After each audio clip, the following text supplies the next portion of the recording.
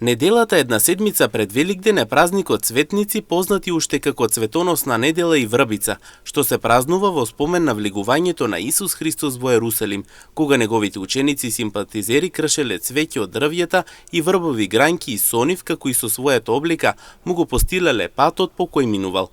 Кога Христос влегуваше во Ерусалим, луѓето го пречекуваа со извици, постилајќи ги облеките пред неговите нозе и засипувајќи го патот со маслинови гранчиња, пречекувајќи го како цар на мирот небесен. Во таа смисла и празникот е наречен Цветници.